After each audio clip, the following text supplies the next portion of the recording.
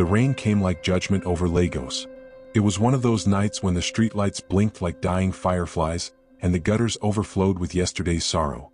A woman, barefoot, soaked, and trembling, held two crying children under a plastic canopy fashioned from a torn black trash bag. People passed her like she was invisible. She stretched her hand, asking for just 100 Nigerian nairas for bread. The woman's name was Amaka. Her twins, barely 5, were coughing from the cold. And across the road, seated in the back seat of a black bulletproof G-Wagon, a man peered through tinted glass, his eyes locking on the scene. He wore a designer suit, a wristwatch worth more than most people's life savings, and an expression that slowly turned to shock. He had seen that face before. A decade ago. In the dark corner of a hotel room after a wild party in Lekki. The billionaire's throat tightened. She looks like, no, it can't be. But it was her. And those children, those big brown eyes, they looked just like his. 10 years ago, Amaka had just arrived in Lagos from Owerri. She was young, beautiful, and hopeful. After losing both parents in a gas explosion, she had moved in with her aunt, who treated her more like a housemaid than family. Desperate to survive, she picked up a job as a waitress at an upscale club in Lekki. One night, a group of rich young men stormed the lounge. One of them, tall, charming, and reckless, stood out. His name was Obinna Nwachukwu, heir to the biggest oil and real estate dynasty in Nigeria. Obinna had just returned from the US, full of swagger, ego, and influence. He saw Amaka, flirted, and within hours had convinced her to join him at an exclusive after-party. They drank, they danced, and in the haze of alcohol, sorrow, and desperation, Amaka made the worst decision of her life. She went with him to his hotel. It was supposed to be a one-time mistake. But 1 month later, she missed her period. She tried to reach Obinna through his Instagram, the business card he dropped, and even the club. But rich men like him don't leave doors open for consequences. He had forgotten her. She had never forgotten him. Amaka was kicked out of her aunt's house when the pregnancy showed. Shameless girl, her aunt spat. Go and find the man that gave you this bastard. Homeless, pregnant, and alone, Amaka found shelter in an abandoned classroom in Mushin. She scrubbed floors, sold plantain on the roadside, begged, and even worked as a cleaner in a hotel where guests called her names. Her only joy came the day her twins, Chinedu and Chimamanda, were born. But poverty is cruel. Her children fell sick often. She could barely afford Gary, let alone drugs. Still, she refused to give them up to orphanages or street homes. Each day, she'd tie her wrappers tight, place her twins on her back, and walk from Oshodi to Surulere, hoping for leftovers, coins, or just mercy. And all the while, the man who gave her those children, he lived in Victoria Island, driving cars she only saw in music videos, building towers that blocked the sun. The day the rain came, Amaka had just been sacked from a local canteen where she washed plates. They accused her of stealing a customer's phone. She begged, cried, and even swore on her children's heads. But the owner didn't care. So she walked. In the downpour, hungry and ashamed, she stood by the expressway with her babies. And that's when she locked eyes with the G-Wagon. Obinna was on a business call but paused mid-sentence when he saw her. Wait, he told his driver. He stared. And his past stared back. Memories crashed like thunder, her laughter, her perfume that one night. He rolled down the window. Excuse me. But just then Amaka turned away, pulling her children under a shop's canopy, not realizing who had spoken. He didn't know her name. She didn't know he saw. And then, someone snapped a photo. A roadside blogger posted the image. Billionaire watches homeless beggar with kids. Lagos or Hollywood? The post went viral by morning. By sunrise, the image had spread across social media. She looked like Obinna Nwachukwu's ex? Wait, this babe resembled that waitress from Club X. Why is this billionaire staring at a beggar with twins? Obinna's PR team panicked. Sir, this could ruin your clean image, his assistant said. Find out who she is, Obinna ordered, voice shaking. But Amaka? She didn't even have a phone. She didn't know she had just gone viral. And she didn't know her past was about to catch fire. The blog post was everywhere. Who is this beggar woman? Why is billionaire Obinna Nwachukwu staring at her and the twins? 10 years after the Lekki Club scandal, has the ghost returned? Obinna's phone didn't stop ringing. His board members demanded answers. His mother called from Abuja. Obinna, what is this I'm hearing? Who is this girl? Are those children yours? The internet, relentless and cruel, had started digging. They found Amaka's old Facebook profile. They matched pictures. One Twitter user tweeted, Those twins looked just like Obinna when he was their age. Check this side by side. The resemblance was haunting. But Obinna didn't need the internet to tell him what his gut had screamed the moment he saw them in the rain. He knew. He just didn't want to believe it. Not without proof. Give me her name. Get me those children, he told his security team. We need a DNA test. Quietly. The Nwachukwu name was more than money. It was legacy. Obinna's late father, Chief Matthew Nwachukwu, had built a multi-billion naira empire in oil, shipping, and land banking. But he died with a strict instruction. No child outside wedlock will ever inherit the Nwachukwu fortune. Obinna, as the only known son, was being groomed to take over. But his mother, Lady Ifeoma, was obsessed with preserving their image. She had turned away women Obinna loved. She even paid one to disappear after a pregnancy scare. So when she saw that viral photo of the twins, her blood ran cold. This girl will not destroy us. Amaka had found temporary shelter in a church classroom. Pastor Jide had seen the photo too. He approached her cautiously. Sister Amaka, who is the man in the G-Wagon? She blinked. I don't know. Why? He showed her the blog post. Her mouth fell open. Her knees buckled. That's him, she whispered. That's the man. The father of her twins. She ran to a public cyber cafe to read the comments. Some mocked her. See as she open leg give billionaire, now she want cash out. Others begged Obinna to do the right thing. But she wasn't looking for pity. She wanted answers. Why did you leave me to suffer alone? Why didn't you care? Why? That evening, a white Prado Jeep stopped outside the church.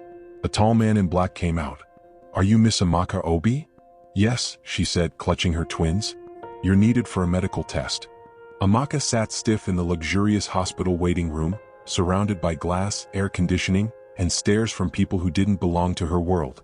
Her twins played on the cold tiles, unaware that their life was on trial. Obinna didn't come in. He watched from a CCTV feed. His heart beat fast as the nurse drew blood. 4 days the results were pending. And then it came. 99.999% probability. Paternity confirmed. Obinna locked himself in his private office. He couldn't breathe. His mind raced. What will the board say? Will they think he hid this? Will his mother accept this? His lawyer entered, expression tight. Sir, if anything happens to you, the children are now legally heirs. Obinna stared at the file. At the photo of Amaka in rags. At the children, his children, coughing in the cold. A knock came. It was his mother. She had seen the results too. And she was furious. Lady Ifeoma entered with thunder in her eyes. You will destroy this family. You fool. Did I not warn you about cheap girls from the street? They're my children, Mama. They are not Nwachukwu children. Not officially. Not until we clean this mess. Obinna stood tall. I will take responsibility. They will move into the estate. Lady Ifeoma leaned closer. Fine. But send the girl away. We'll keep the children. Give her money and let her disappear forever. Obinna froze. She continued. Give her 50 million Nigerian nairas. Or more. But make her sign papers. She will never come near this family again. And then, Amaka entered the compound, led by security. She stood at the door, overhearing everything. Eyes red. Heart crushed. Silence. The kind that chokes the air.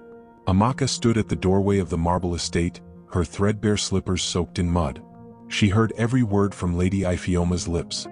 Her heart pounded so loudly, she thought they could hear it echo in the marble-floored corridor. Give her 50 million Nigerian nairas. Let her disappear. Let her sign it away. Obinna turned sharply. Amaka? She looked at him, not the billionaire, but the man who had once held her in the dark 10 years ago. The father of her twins. The stranger she had begged for help through sleepless nights and fevers. Her eyes didn't blink. Her voice was a quiet storm. Nigerian naira 50 million? She whispered. To forget my children? Lady Ifeoma stepped forward, dismissive. You're young. That money can buy you a new life, dear. You don't need to suffer anymore. Amaka looked down at her frayed wrapper, then at her cracked palms, and finally at the two little faces peeking behind the security guard at the gate. No amount of money, she said through clenched teeth, can replace my children. Not even all the billions in the Nwachukwu name. She turned and walked away. Obinna's voice echoed behind her. Amaka, wait. But she didn't. Some things are louder than money. Like a mother's choice. That night, Amaka curled up with Chinedu and Chimamanda in the small shelter behind the church. She didn't cry. She had learned not to cry. Not when people call you slut, beggar, useless. Not when your babies are sick and there's no paracetamol. Not when you sell all your clothes just to buy noodles and water. Well, she didn't know what love was anymore. Maybe she never had. What she had was 2 children with his eyes. A constant reminder of a one-night mistake that turned into a lifetime of survival. She had walked away from 50 million Nigerian nairas. People would say she was stupid. But she knew what real stupidity was. Trusting a rich man's promises. By morning, the news hit social media. Single mother rejects 50 million Nigerian nairas from billionaire, chooses kids instead. Nigerian woman walks away from fortune to keep her children. Real-life queen. Internet applauds poor mother's strength. She became a national sensation. TV hosts debated her decision. Radio stations called her a symbol of African motherhood. Some accused her of pretending, of setting Obinna up for attention. But something darker was happening behind the scenes. Obinna had changed. The DNA confirmation shattered something inside him. For the first time, he looked in the mirror and saw not a billionaire, but a man who had abandoned his blood. He tried to reach Amaka. She refused to answer. He sent gifts. She returned them. Lady Ifeoma grew desperate. If she won't take money, we'll take the children. Obinna's company lawyers filed for custody rights under the argument of unfit environment for minors. The system obeyed the rich. Within days, a court summoned Amaka. The courtroom was packed. Bloggers, journalists, and influencers came to witness what they called the custody trial of the year. Obinna wore a navy suit and gilt. Amaka wore a faded ankara and dignity. The judge asked, "Miss Amaka, where do you live?" She answered, "In a church storeroom." "Do your children attend school?" "No, Your Honor. I can't afford it." The gallery murmured. Then Obinna's lawyer spoke. "Your Honor, the children will have better health, education, and protection with Mr. Nwachukwu. He can offer them a future." Everyone expected the ruling to go one way, until the judge turned to the children. "Chinedu, Chimamanda, would you like to live in your father's house?" They looked at each other. Then Chinedu stepped forward, barely 5 years old. "I just want to stay with my mummy. She loves me when I'm sick. She gives me food even when she has none." Cameras flashed. Amaka wept for the first time in years. The court granted temporary custody to Amaka, with visitation rights to Obinna. Outside, crowds cheered. Social media turned her into a national hero again. But she didn't feel like one. That night, she found a brown envelope slipped under the church door. Inside was a handwritten note from Obinna. "I don't want to fight you. I want to know my children. Not to buy them. Just know them. I was a coward. But maybe I can change." Beneath it was a school admission slip, for both twins. Fully paid. Anonymous donation. And tucked at the bottom, a house deed. In her name. Signed, O. Nwachukwu. The sun rose over Lagos with a strange softness that morning. Amaka stood outside a quiet compound in Surulere, holding the keys to a 3-bedroom bungalow with tiled floors, running water, and a red gate. The document had her name on it. Not Mrs. Not on behalf of the children. Just hers. She didn't trust it. Not yet. Chinedu and Chimamanda ran barefoot through the hallway, screaming in joy. It was the first time they'd seen a flushing toilet. Amaka watched, arms folded, heart torn. Was this a blessing? Or a trap wrapped in kindness? And why now, was Obinna trying to help? Amaka never grew up dreaming of mansions or marble staircases. She had only ever wanted peace. A roof, rice and stew. Laughter that wasn't forced. A man who meant what he said. But life had given her the opposite. Hunger, betrayal, abandonment. Now, 10 years after her greatest mistake, the father of her children was slowly inserting himself back into their lives. But not through apologies. Through actions. Through money. And deep inside, a voice whispered, "Don't be fooled again." But another voice, quieter and softer, said, "Maybe he's changed." One evening, Obinna came by with takeout from one of the best restaurants in Lagos. He sat awkwardly on the plastic chair outside Amaka's new home. "I'm not here to impress you," he said. "I just want to be around my kids." She watched him carefully. He had trimmed his beard, worn regular clothes. No flashy watches or cologne. Just a father trying. The twins laughed at his jokes. Chimamanda climbed on his lap. Amaka didn't smile. "Not yet." "I don't want your house," she said. "Then give it back," he replied gently. "I'll buy another. But I'm not walking away again." She looked away, arms crossed. Then he asked, "Would you ever forgive me?" Her breath hitched. "I don't know. But I can't forget either. A famous TV host requested Amaka for a sit-down interview. The public still followed her story, the woman who chose love over 50 million Nigerian nairas. At first she declined. But the twins needed school materials. The appearance fee would cover it. On camera she didn't cry. She spoke slowly. I didn't reject the money because I was proud. I rejected it because no child should be sold, not even by silence. Poverty doesn't erase motherhood. My children are not burdens. They're my crown. The interview went viral across Africa. Donations poured in. More surprisingly, job offers came in. Corporate brands wanted her for campaigns. Women groups invited her to speak. A local NGO offered her a leadership role in their maternal support program. Amaka, the girl who once begged in the rain, now had options. But she stayed grounded. I don't want to be a celebrity. I just want to help the next woman like me before she reaches rock bottom. Months passed. Obinna didn't stop showing up. He took the twins to school, attended PTA meetings, learned how to cook indomie without oil because Chimamanda liked it that way. The man who once ghosted a girl after one night was now showing up like clockwork. One evening, as the twins fell asleep on a mattress, Amaka found herself sitting with Obinna outside the house. "You know," she said quietly, "you're doing well." He looked at her, hope flickering. "I'm not trying to win you back." She smiled softly. "Maybe that's why it's working." And as the night breeze moved through the mango tree above them, they both knew something unspoken had begun to grow again, not from lust or guilt, but from healing. Amaka eventually accepted a role as the face of a national maternal fund program. She used the income to start a local shelter for abandoned mothers in Lagos. It was named the Shelter of Rain. 1 year later, rain fell again in Lagos, but this time it wasn't pain. It was memory. Amaka stood outside her shelter's gates, watching another young girl with a swollen belly walk through the doors, tears in her eyes. She smiled and reached out a hand. "We've got you." Behind her, Obinna helped fix the shelter's broken tap while Chinedu and Chimamanda chased each other in the garden. They were no longer the family that begged in the rain. They were the empire that rose from it. The large reception hall echoed with claps and murmurs. Lagos elites had gathered for the African Women of Worth Awards. A tall woman stepped onto the stage in a flowing emerald green gown, her head held high. Tonight's Woman of the Year, the host announced, is a mother, a mentor, a miracle. From the streets to the spotlight, please welcome Amaka Obi. The hall rose in applause. But in the third row, a heavily made-up woman froze. She blinked, whispered to herself, "No, that can't be the same girl."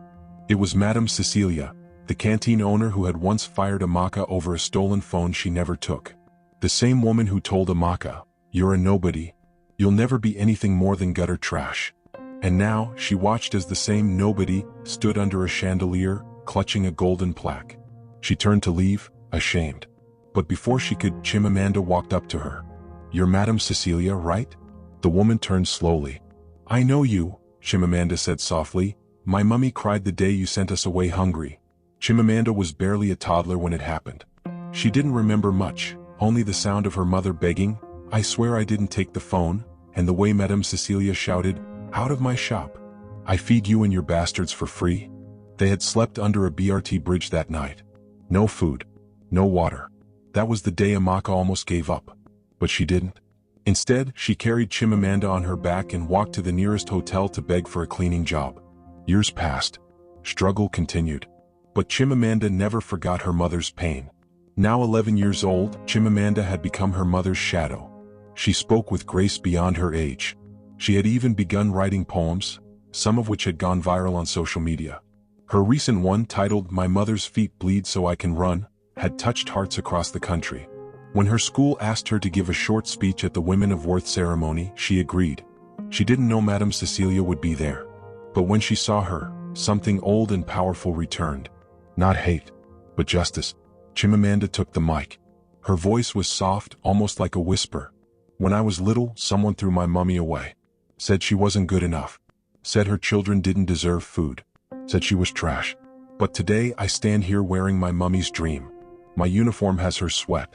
My books have her tears. And to the woman who once said we were nothing, I forgive you. Because you gave me a reason to believe we were more." The hall went silent. Then thunderous applause broke out. People rose. Some cried. A few bowed their heads in shame. Madame Cecilia did not move. Tears rolled down her cheeks. She couldn't speak. She couldn't breathe. And when Amaka finally stepped off the stage, she walked up to her old employer and said quietly, "I never hated you. But I needed to become someone you could never forget." Outside the hall, photographers swarmed. Obinna stood beside Amaka, now no longer the man who left, but the man who stayed. A reporter asked, "Amaka, what's next?" She smiled. "I'm opening 3 new shelters in Ogun, Abuja, and Jos. I want no woman sleeping under rain again, not in this country." "And you, sir?" they asked Obinna. He chuckled. "I'll keep following her orders. That's my role now." As they walked to their car, Chimamanda skipped between them, her hand in Amaka's left palm, Chinedu in the right. They weren't just a family anymore. They were proof that even from a one-night mistake, a lifetime of greatness can be born. Redheart, did this story touch you? Don't forget to subscribe to Stories from Africa for more emotional journeys, real African struggles, and inspiring redemptions. Like, comment, and share this video to inspire someone who may feel forgotten. You're not alone.